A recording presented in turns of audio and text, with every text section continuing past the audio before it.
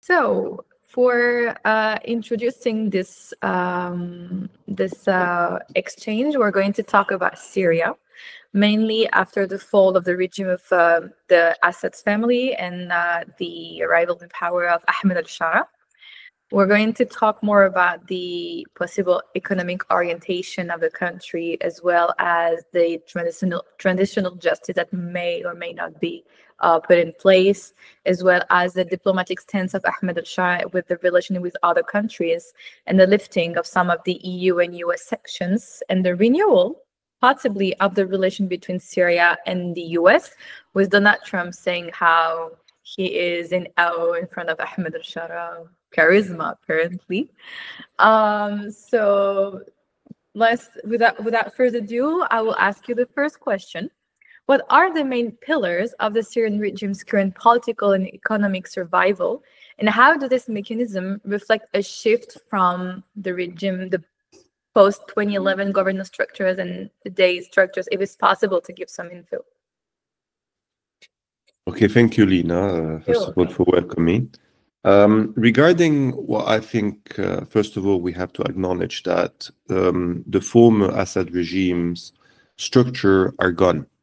And this is partially connected to the nature of the former regime, which was a patrimonial regime in which the centers of power were concentrated, whether political, economic, militarily, in the presidential palace, meaning the core center of power in the former Assad regime. And this is an important point because contrary, for example, to Egypt, where we witnessed the fall of the dictator Mubarak after 30 years in power, the centers of power were concentrated with the high military commander, and they remained in power throughout, until today. And this is a first point, I think, analytically quite important to say that we witnessed the fall of the Assad regime that was for 54 years in power, that built, a very despotic patrimonial regime, not allowing any kind of forms of opposition, and also destroying most of the political and social actors that were autonomous.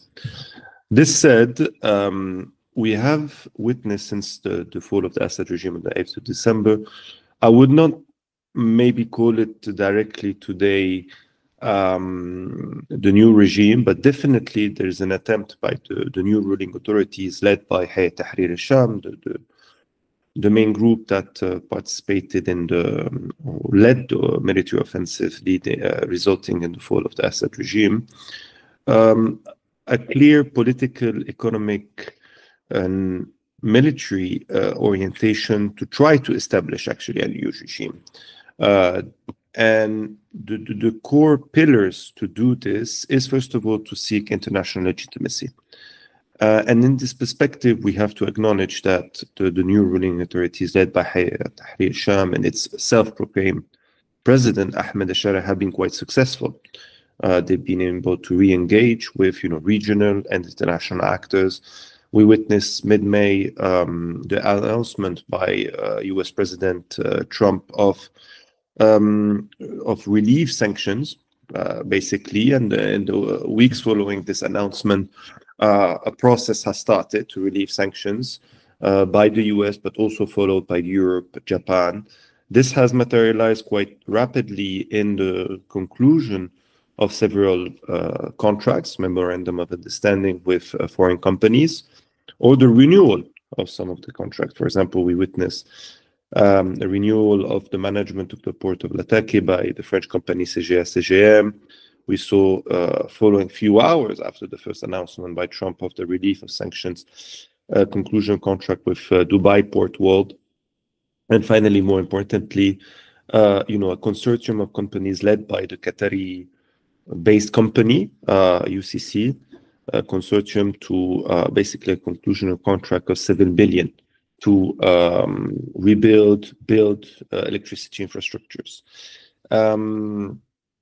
So there's a clear willingness of this new ruling elite, let's say, to first seek international legitimacy, to consolidate its power within the country. And this is the second level or second part of the answer, that this is why my analysis lead to see that this new ruling elite is trying to establish a new authoritarian regime, concentrating power in its hands. First of all, there's been no kind of democratic transitional process. We have not witnessed any form of, inclusive and democratic transitional process. All the different steps since the 8th of December has been a clear path towards consolidating the power of the new ruling elite led by Hayat Tahrir al-Sham and some of its allies, such as what is still, for me, acting as a Turkish proxy, the Syrian National Army, that is well known for committing, war crimes, especially against Kurdish population, but also Hayat Tahrir al-Sham did many violations of human rights. So first of all, we had the national dialogue that was more of, with all the respect to the people that participated in it, I have some friends, etc., but was mostly superficial, where people were inviting sometimes the day before while living outside, a one-day national dialogue to speak of important subject for 3 hours only. And afterwards, not even these discussions were actually taken for any kind of plans or measures to implement it quite. Secondly, we had the so-called new constitutional declaration that also concentrated the powers in the new presidency of the self-proclaimed Ahmed Al-Charaa, which is very problematic, in addition to other problematical articles like Sharia being the main now source of law, or the major source of law, reinforcing this perspective. Lastly, we have the establishment of a new kind of government that is being presented as more inclusive, with only one woman, several minorities, but don't have any kind of representation among their own, population. And the key kind of position in this government is still remain in the hand of personalities affiliated with Hayat Tahrir al-Sham. Moreover, the responsibilities of this government is in question, as parallel institutions have been established, also having political role and only composed of personalities of Hayat Tahrir al-Sham. A new army have been established, completely composed only of Hayat Tahrir al-Sham armed groups, Syrian National Army, and it's quite exclusive, only for the moment for Sunni Muslim, with particular courses that have to be followed in terms of religion. Again, very inclusive when we see the diversity of the Syrian population. New security services as well, established by the right hand, if you want, of Ahmed Al-Charaa, Anas Khattab, and after another HTS affiliate. So we can see that also the consolidation within Syria on institutions is also in a way to consolidate HTS hand on power. So we have a process of building a new regime, indeed, a new authoritarian regime. And we could also speak also of the economic orientation or regarding transitional justice. For example, a decree was just implemented, or let's say put forward by, not implemented, sorry.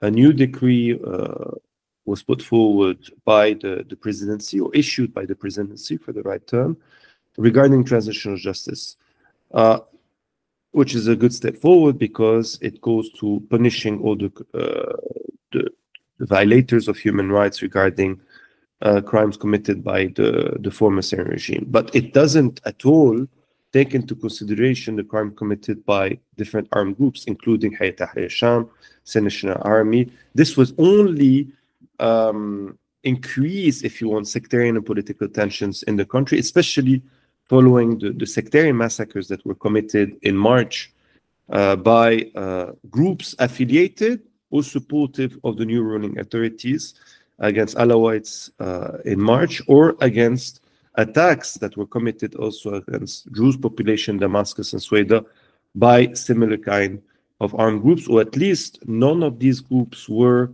after the crimes they committed, the attacks they committed, punished by the new ruling authority. So definitely to answer quite in a long way to your question, we have clearly the construction, the establishment of a new, or at least in the authorization towards it, of a new authoritarian regime led by Hayat Tahrir al-Sham and its allies. I have answered to like two of questions that I did wrote about the transitional justice and also the economic orientation and so on. So the economic orientation we haven't touched about it. We can go a bit deeper in economic orientation as you already talk about administration and this political aspect. So this one I can just take it off. So my second question will be, how does the transitional regime how is this new economic orientation going on in Syria? Is this economic orientation affect prospects for reconstruction and reform, or is it more oriented to a crony capitalism, or still into war economy? Indeed, Lina, the issue of the economic orientation is very important in my view, because we can't have a successful, democratic, and inclusive transitional process if 90% of the Syrian population remain under the poverty line, which is the case today. We cannot deny that any kind of actor coming after the Assad regime would have faced humongous challenges.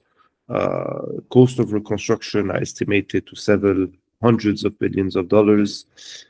We have structural challenges in Syria regarding the stability of the Syrian pound, the competition of the US dollar, the use of the Turkish pound as well. We have destruction of infrastructures when it comes to electricity, transport, networks, road, destruction of the sea of large part of cities such as Homs, Aleppo, the suburbs of Damascus, high cost of production, manufacturing, agriculture production very much damaged, destroyed.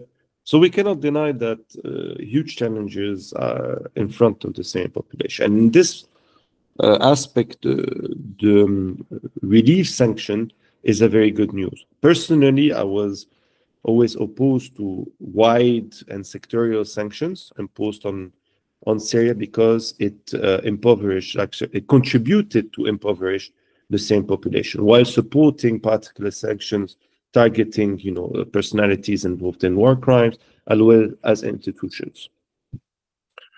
So this is the first obstacle removed to build the basic for economic recovery and reconstruction. But here, I think the problem is the economic orientation of Hayat Tahrir al-Sham, which is basically not a rupture with the former regime, but in continuity and deepening.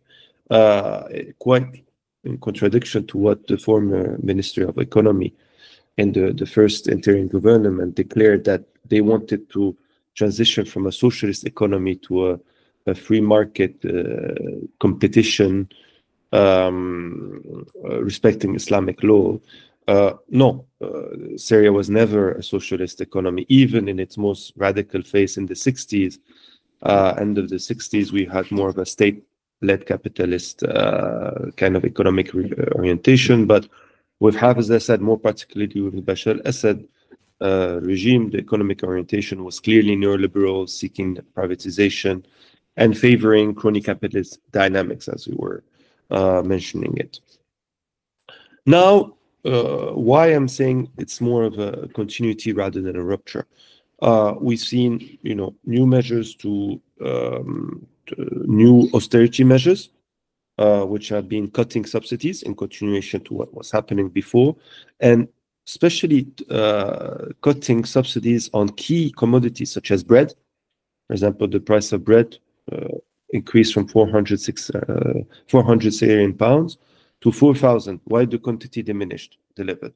And food is the basic commodity of the vast majority of the Syrian population, as well as oil derivatives. De facto, nearly all of them we don't have any more subsidies. You can find oil derivatives more easily in the market. They're actually, if you went to Syria, sold in the street, but you still have shortages.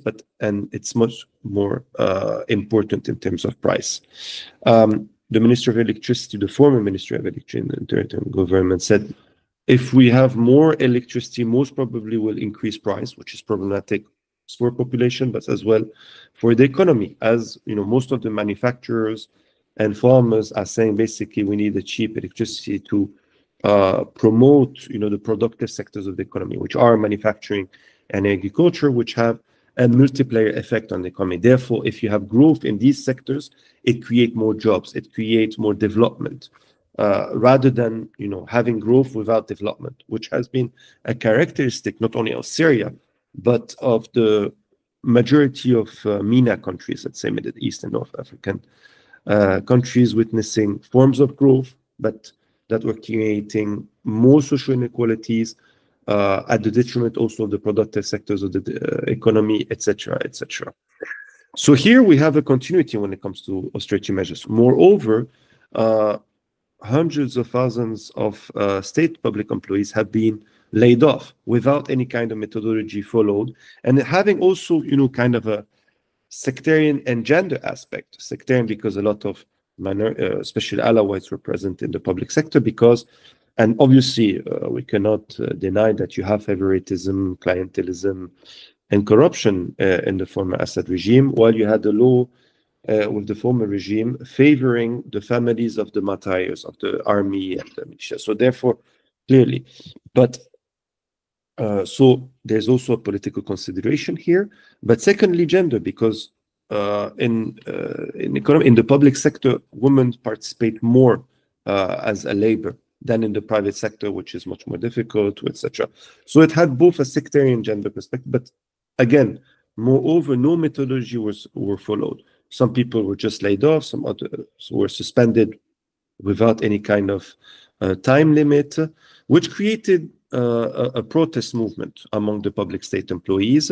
In January and February, they were trying even to organize alternative forms of representation, because here again, we see continuity rather than rupture with the former regime, that the new ruling authorities led by Hayat Tahrir al-Sham nominated new leaders or new leadership in the General Federation of Trade Union, professional associations such as lawyers, rather than encouraging democratic elections within these institutions, which is typical what Assad regime has been doing for the past 30 years. Unfortunately, this protest movement were nearly completely stopped following the sectarian massacres in March, because people were scared to go out, fearing that these groups would attack them.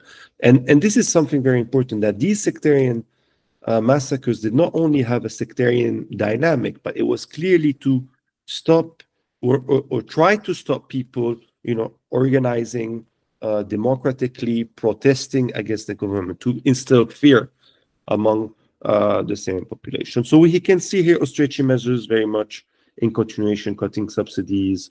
Even now they're saying that they want to cut subsidies regarding, you know, certain sectors of agriculture, wheat. No one denies that we need, you know, forms of new thinking when it comes to agriculture, especially with the climate crisis. We had the most severe drought in Syria in 2025. But I mean, agriculture is the key essential sector of the economy if you want to witness economic recovery, just as manufacturing. And here we come to manufacturing similarly. As I was telling you, no kind of subsidies on sections of the oil derivatives, but moreover, the kind of trade liberalization dynamic that is pushing the current government is impacting negatively the manufacturing sector that cannot compete with foreign products, especially Turkey. So Turkey, you have an attempt to go back to the kind of free trade agreement that was present in 2007 that already impacted negatively, you know, SMEs in Syria that had to close in many areas such as, you know, suburbs of Homs, Aleppo, Damascus. And now actually comparing to last year, in the first 3 months, export of Turkey to Syria increased by 30%, reaching 500 million USD. Most of the manufacturers cannot compete with Turkish products, especially after years of war, sanction, lack of skilled workers, high cost of production, electricity when you have it in Syria, knowing that for the vast majority of population, you have it for 4 hours. For industries, it's a bit different. You can have it more, but you need to pay It's one of the most expensive price in the whole region, electricity. So this is hitting hard manufacturing. So you have two sectors that are key for economic recovery: manufacturing and agriculture, that are being impacted negatively. And this is in continuation of what did the Assad regime, more pushing from commercial dynamics. Obviously, they had also illicit kind of economies with the Captagon business. But I mean, in terms of political economic orientation, it's quite similar. If we look at the willingness to privatize as well, the foreign minister, Assad Shibani, said it clearly since the beginning of the year, while going to the economic forum of Davos, which is the symbol, if you want, of neoliberalism, ruling capitalist elites in the world. And quite ironically, just for the small story, he debated with Tony Blair, who was responsible with the US, for the Iraqi invasion and occupation, which gave the root to Daesh and the future kind of also separation with Jabhat al-Nusra, etc. This on the side. He was calling for privatization, liberalization of the economy, austerity measures, very clearly. And actually, in the latest deal, there's a willingness also to privatize large sectors of state-owned companies. So there's even some that are doing profits, such as tobacco, water. They're discussion for the moment. So really pushing to this direction. Again, similar to the former regime. The latest kind of contracts or memorandum of understanding concluded. We look at the deal with the consortium led by the Qatari-based company. It is made on building, operation, and transfer, but also building, operation, and owning. So therefore, some of the electricity units might be in the hand of private actors that are able to increase the price of electricity, that will have direct consequences on the population and the economy. Again, we see forms of privatization here on this. No one is denying, again, that Syria needs international assistance, needs foreign direct investment, but we need to direct this assistance to have a reconstruction that benefit the vast majority of the population. And currently, this is not the case. Moreover, we were saying, about, forms of continuation. Also, most probably what we're seeing is also new forms of crony capitalism with, old businessmen that had quite, a good reputation among, Syria coming back, but had connection with the Assad regime, for example. And again, here we see similar kind of dynamics. You had appointment of new representatives in the main chambers of commerce, including in Damascus, where you had the return of the Riwati family that was quite important in 2000s, also close to Assad.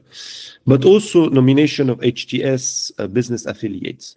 And more we're seeing that, Idlibi businessmen are, especially because they have the connections with Turkey, are also taking a growing importance and significance in the economic kind of dynamics within Syria.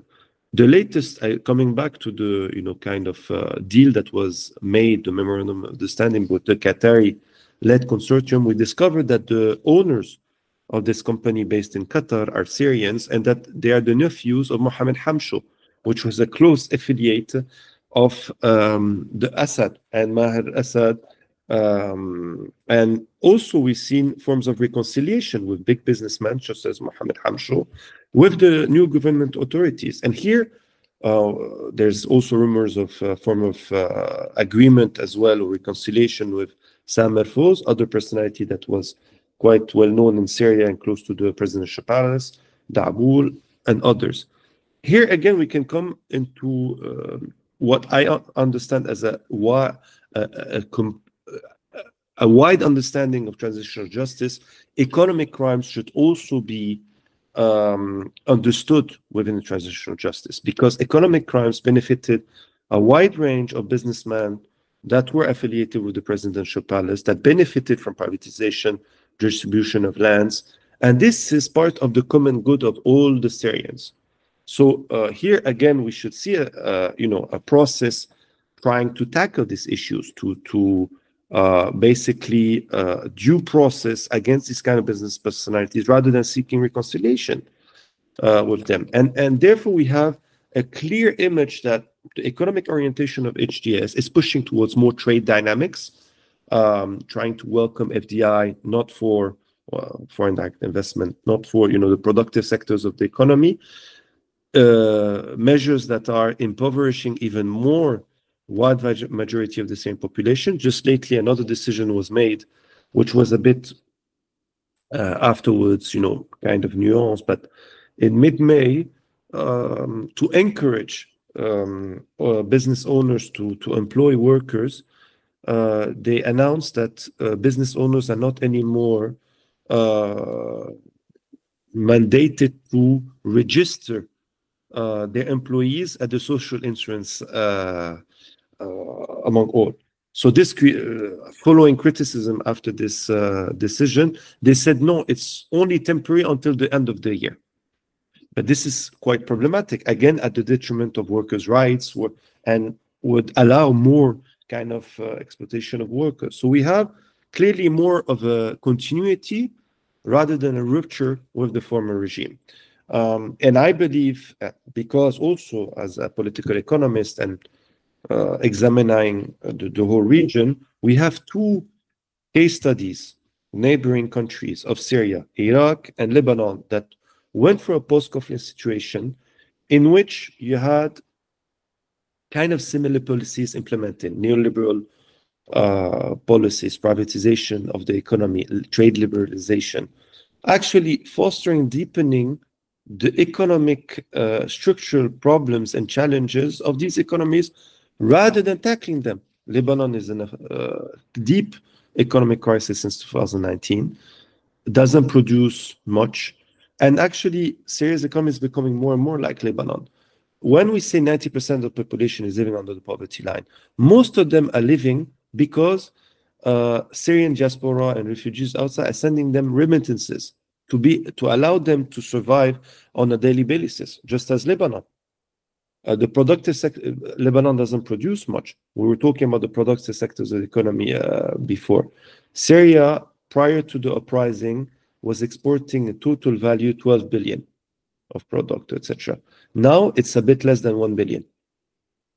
So it's not producing anymore. So and much, except few sectors that are still trying to survive. But Iraq as well. And in both cases, we see that the ruling authorities repressed trade unions and social actors that wanted an alternative form of reconstruction that is more, based on social justice, democracy from below, or etc. So it's quite, and this is part also of Hayat Tahrir Sham attempt to consolidate its power on Syrian political institution, military institution, but as well on the economy, by building in the future a mix of new kind of crony capitalist networks in which you have a mix of affiliates of HTS businessmen and kind of former influential businessmen.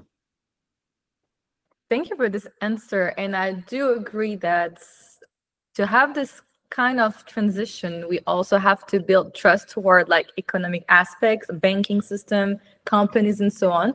I do believe that I've seen that in Lebanon. I've been discussing with some Lebanese experts that do mention that the need to have a peaceful situation in the country is rebuilding trust to our banking system that were broken after the 2019 economic crisis and so on. So I feel like for Syria, it might be the same case. Building trust, it might go also showing that the banking system and the economic aspect is getting better and better. And so for that, I've seen yesterday some articles from Reuters talking about the recent interest from Gulf Arab telecommunication firms in Syria. I've seen that some of them are interested into implementing some infrastructure project to bring back some telecommunication aspects and so on in the country. So do you believe that for the government, because Ahmed Al-Charaa and the entire government has until June 10th to formulate an answer and a prospect for that, do you believe that it will ensure some investment contributing to long-term economic growth and benefit the broader population?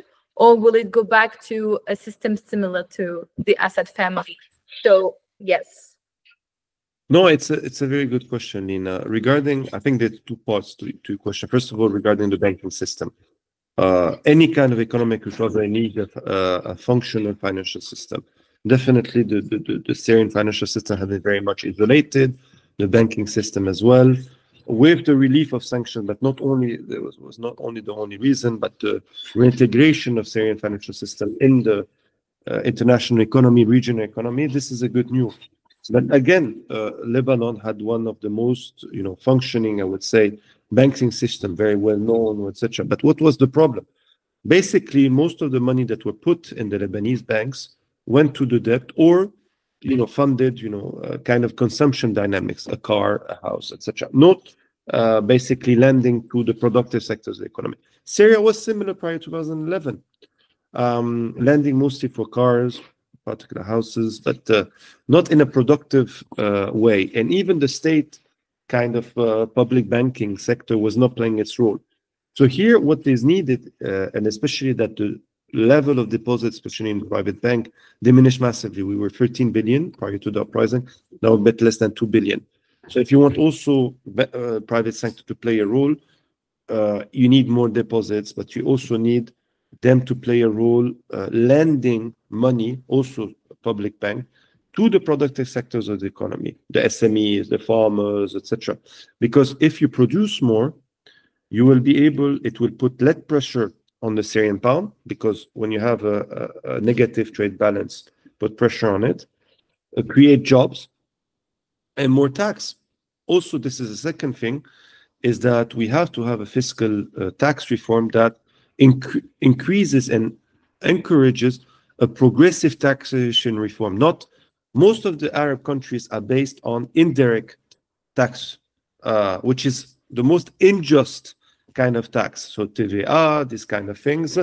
We need to, people forget that following the Second World War in Europe, you had progressive taxation that reached sometimes 80-90% on big businesses to participate in the reconstruction. Why not do the same here in Syria? So first of all, you have this kind of reforms. And again, I don't believe that the current economic orientation of HTS is going in this direction. Quite on the opposite, if we consider the form of reconciliation with big businessmen. And on the opposite, again, favoring interests of big business owners. And actually, since the 8th of December, most of the meetings that have been done by Ahmed Al-Charaa regarding the economy is with businessmen. It's not with whether Syrian businessmen from outside, inside, and not with representatives of professional associations, trade unions, local associations, etc. So this is quite problematic when it comes to a financial kind of perspective or tax reforms. Secondly, to answer also your question regarding the which was the second? The Gulf Arab telecommunications. Yeah. So again, when you look at the political economy of the region, since 2 or 3 decades, Gulf foreign direct investment have targeted kind of key infrastructures of the MENA states. And this by encouraging privatization policies. We've seen this in Lebanon, but other also areas, Egypt. So this is key in the Gulf policies to try to expand their economic and political influence. Here again, I think no one can deny the need of international assistance for indirect investment, but it's what kind of deal do we make? If we want full privatization, partial privatization, I believe that some of these kind of sectors needs to be in the hand of an elected,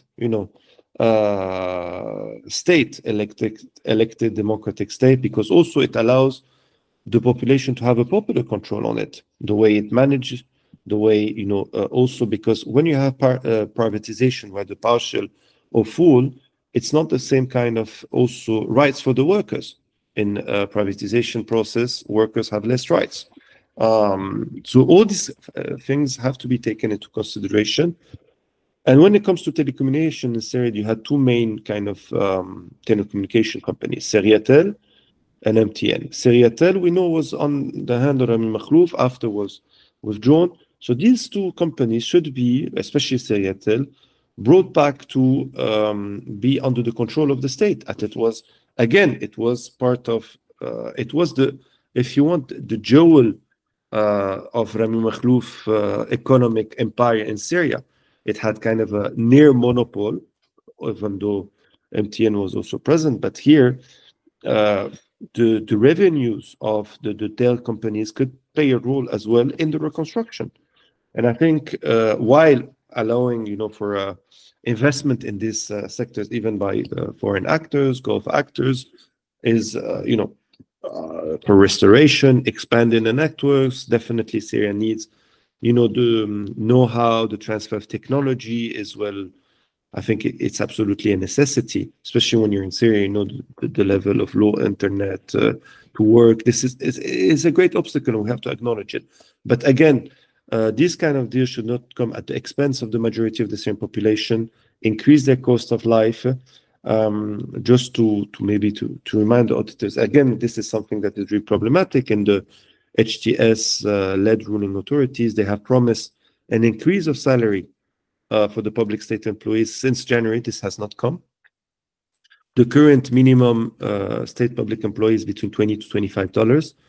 Even if they increase it, as they said, to 400%, which would mean $80 to $100, the cost of life, minimum cost of life for a family of 5 in Damascus is over $600. And here again, instead of increasing salaries, we've seen similar kind of practices by the current new ruling elite, granting bonuses for Eid al-Adha. But this doesn't answer the need of the Syrian population to have salaries that are basically indexed on the inflation. There needs to be, prior to the uprising, the kind of average salary for a public state employee was $200, $250. And they were already, and life was not as expensive. And also already, juggling with a couple of work, etc. So imagine $20, $25 or $50, it's nothing. So here again, we need a hostile view of the economic orientation. And to come back to your second question, telecommunication doesn't change. Again, need of foreign investment, need of foreign technology, new technology, transfer technology, this not in a way that you have a full privatization that is not only having economic consequences, but in terms also of sovereignty, similar to the electricity issue. If you have majority of your telecommunication network or electricity production in the hands of foreign actors, it also asks question about what kind of sovereignty does the state have, and obviously the same population. Oh, so I really wanted to end up this economic section with this question. I saw, since we've seen the US and the EU sanction kind of lifting, and then we see the opening of discussion with some Gulf Arab state, I was like, maybe it can be a good positive idea for Syria to have much more investors to invest in the country and then leveraging and uplifting the economic aspect of the country. And so now, since we've talked about, it is important to have an economic and financial stability to bring back trust, but we also need security and diplomatic tools to make sure that the country will be safer. And so for this one, I will mainly target 2 countries, and then the other one will be much more general. For the first one, I will talk about Turkey. Turkey continued to have a military presence and support in northern Syria. A lot of people tend to give credit to Turkey, but with the what happened in December 8th, 2024, with the fall of the regime of Bashar Assad, and how in Idlib, Turkey kind of enabled Ahmed Al-Charaa and HTS to put an end to the government, even though so many other factors happened before that led to the Idlib situation. So do you think that now that the government, Syria is no more under the rule of the Assad family, how is the Syrian actual temporary government navigating his relationship with Ankara to ensure sovereignty and stability, as sovereignty is key aspect in international law to have a proper states? So, and since Ankara is trying to have much more interest in Syria and becoming the leader of Syria, sovereignty can be also tackled in this question. So what is your idea in this? And then we'll talk about Israel with the Golan. Lena. First of all, regarding the sanction, we had a relief sanction. The process needs to continue to be more clear, including regarding international financial system dealing with Syria, but also for private companies. We noticed that most of the companies that currently concluded kind of deals with Damascus are companies very often that have support of foreign governments. If you look at Dubai Port World, UAE, CGM France, the UCC consortium with Turkish and kind of US official companies, although it's more of a affiliate with the Turkish company, had the support of foreign actors.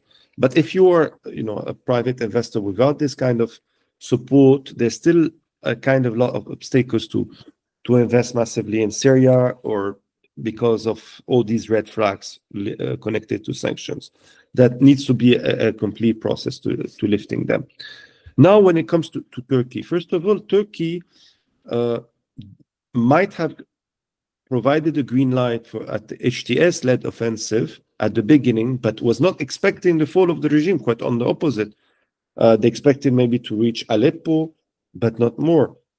We have to remind everyone that Turkey had entered into a phase of normalization with the Assad regime in the few years prior to its fall, and wanted to deal on several cases, return of Syrian refugees to Syria, and tackling the kind of, which is perceived as a national security threat, the Kurdish autonomy in the northeast, or Kurdish-led autonomy in the northeast. We mean the autonomous administration of the northeast of Syria, which is led by the PYD, the sister organization of the PKK. And until recently, we've seen, Turkish President Erdogan declaring that any form of autonomy of Kurdish autonomy in the northeast is a dream and shouldn't be refused any forms of further decentralization or federalism. And on this case, Ahmed Al-Charaa has a similar position.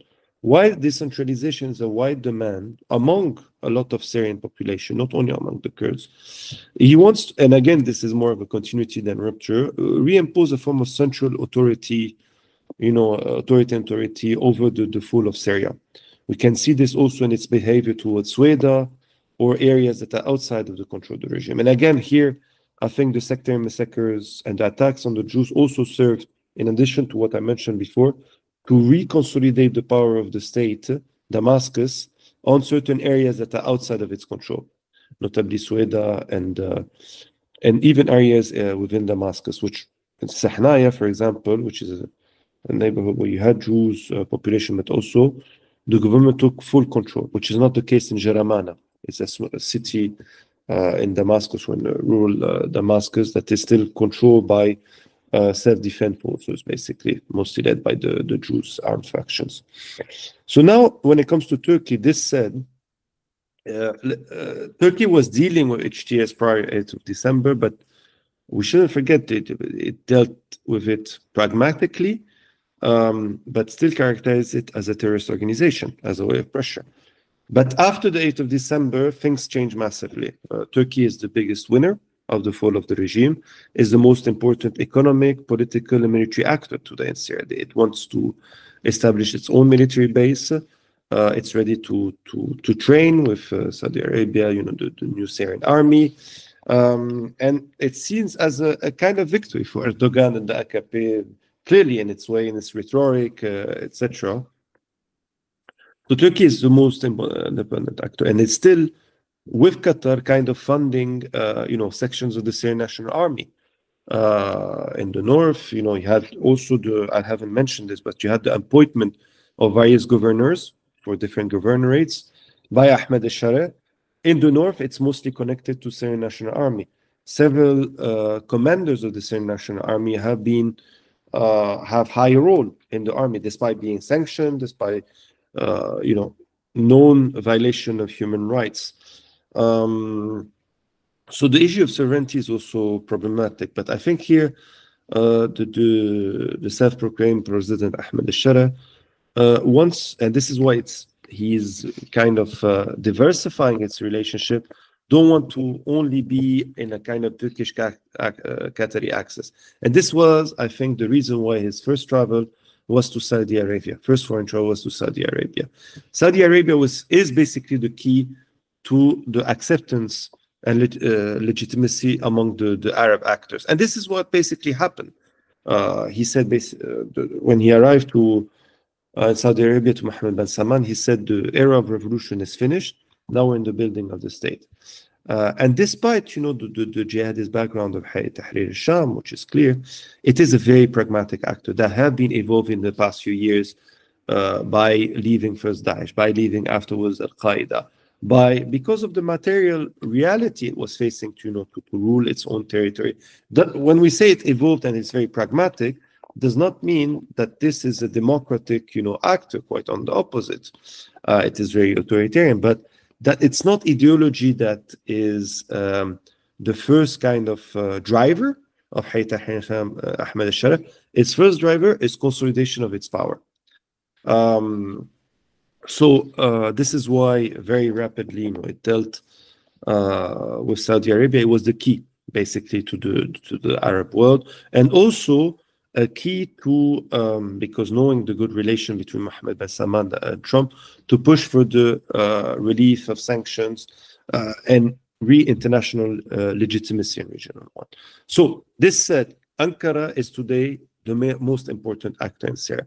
Most probably, the Turkish kind of construction companies, which a lot of them are affiliated with Erdogan because of the political economy of Turkey and the way he pushed this sector massively, will have the know-how, are ready to participate in the reconstruction, most probably funded by, Turkey, by the Gulf monarchies, which have the money. Obviously, also, Gulf monarchies will participate, but Turkish companies are really ready. Also, Turkish see Syria as a big market for its own kind of products and its perspective of, the export model it has of terms of product.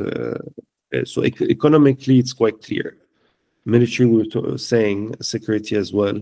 So Turkey is today the main actor in Syria. And this has brought some, fear in the beginning related to your second question to Israel. But as soon you saw the way Trump dealt with its two allies, both Turkey and Israel, he said clearly to Benjamin Netanyahu, basically, Erdogan, he's my buddy. You have to be reasonable with him. And since then, we've seen, a kind of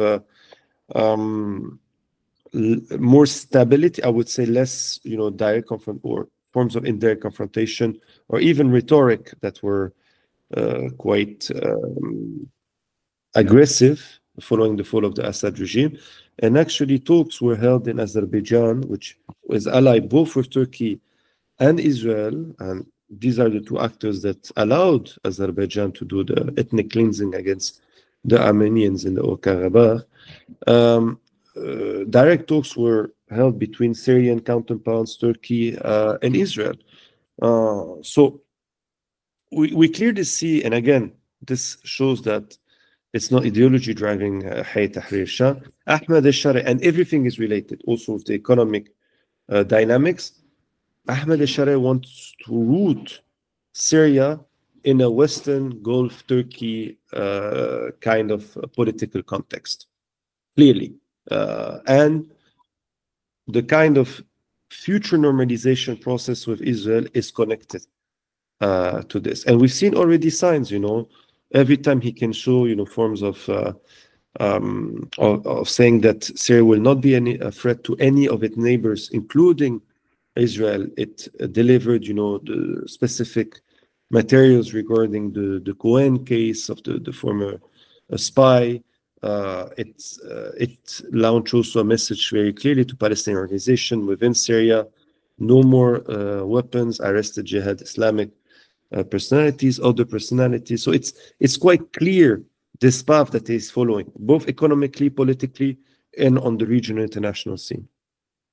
Like you've mentioned, there was so going to now Israel, we've seen some improvement from the Syrian government to not go into any complicated relationship and possible de-escalation of conflict with Israel, with the Eli Cohen situation and any other aspect in not having to deal with directly with Israel. But other than that, we've seen that some attacks did happen in southern part of Syria, in Dehra and the Golan region.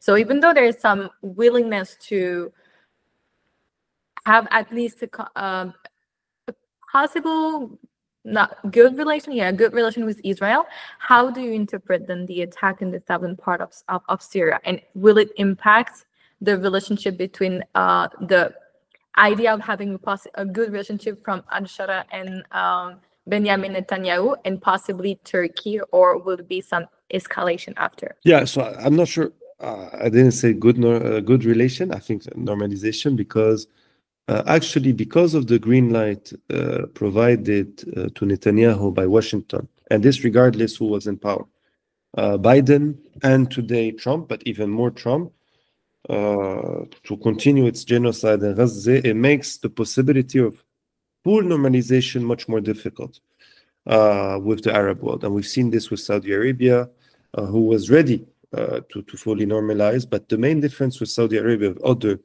Arab countries, such as, for example, UAE, it has to deal with a popular opinion. 60%, 70% of Saudi Arabia is its own, Saudi population. UAE, it's 5 to 10%, 10%.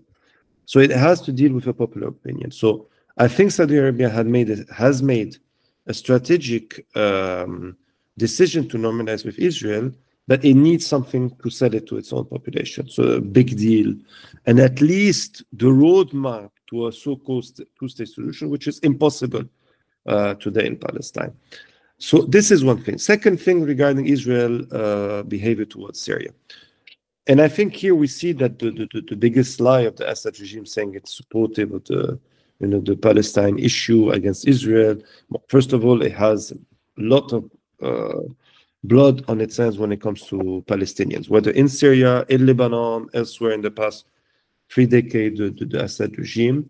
But moreover, since 1974, not a single bullet was shot at the occupied Golan, and was acting really, Assad regime was always want no kind of direct confrontation in Syria against Israel.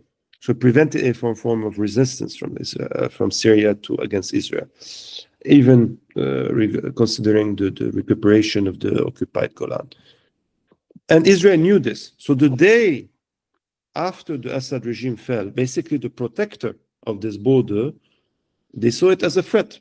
And this is why they Israel expanded its occupation of southern Syria, reaching Quneitra, areas of Der'a, massively destroying kind of nearly all the military infrastructures of the former Syrian regime.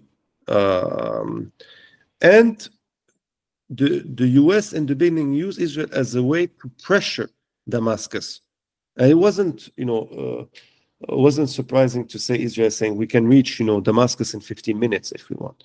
So it was clearly a way, and this is important to understand, that the US was giving the green light to Israel attacks to put pressure on Damascus to seek, to answer their own conditions. Because Israel acts, and this is also important to understand, that Israel acts when US is giving the orders. It's not in the other way around. Israel is able and allowed to do this kind of action because US give them the green light, because they give them the order, because they gave them the support. We shouldn't forget that for the genocide in Gaza, between October 2023 and October 2024, the US provided, in terms of financial assistance, 18 billion USD. So the genocide would have been impossible without US support, in terms of infrastructures, military assistance, etc. So coming back to Syria, more and more, as Ahmed Al-Charaa was receptive, to and wanted to root, as I was telling you before, Syria and this kind of new alliance with the West, the Gulf, and Turkey, Israel attacks diminished. Even though yesterday or 2 days ago they had obscure groups, most probably not connected at all with Damascus. Quite on the opposite, you had one group that is the Mohammed Deif group, for the former commander of Hamas, most probably not connected to Hamas, that is unable to kind of act in these areas, and one that has a kind of infography similar to Hezbollah. So it's more to create instability. It's clear that the new Assad regime, the new ruling authorities want to form a clear understanding going back to the previous situation. This said, the problem is Israel, the occupied Golan is not at all in the perspective of giving it back to Syria, quite on the opposite. In following the fall of the regime, they reconfirmed massive investments in the Golan, I think, the occupied Golan, more than 11 million, to increase the population of settlers from 30,000 to 50,000. I think the new territories could be occupied by Israel, could be used in future kind of negotiation, but the occupied Golan is not at all today in the perspective of being returned to Syria, despite the fall of the Assad regime, quite on the opposite. So what we have here again, and this is, I think, the kind of deep problematic of the US ruling elite, whether Democrat or Republican, their total support to Israel on one side, and their willingness to normalize the relation between Israel and the Middle Eastern states forms a confrontation, because you have an expansion of occupation, continuation of genocide. The Arab regimes, it's very hard for them to normalize in this situation. While today, actually, because of the keenness of and really the real willingness by the Damascus new ruling elite of Hayat Tahrir Sham to kind of seek this new form of islands, root itself in the West and Gulf monarchies, Israel would have a golden, I think, opportunities to normalize with it. Obviously, I'm opposed to it for various reasons, but I mean, Israel actions today, I think, is to capitalize, to have more concessions regarding Damascus. But this creates tensions. So Ahmed Al-Charaa even said recently that they have common enemies, clearly, pointing towards Hezbollah and Iran. This said, I think, and the US administration understood it, that there won't happen any kind of rapid normalization, because this is very unpopular in Syria, even though the opposition to it is less important than before, both in Lebanon and Syria, for internal and external political economic dynamics, deep economic crisis, destructions, the fact that some people feel the Palestinian issue was instrumentalized, but still a majority of the population remain, in solidarity with the Palestinian population. And therefore knows US administration wants, first of all, the Syrian regime to stabilize, the new Syrian ruling elite to stabilize, control the borders,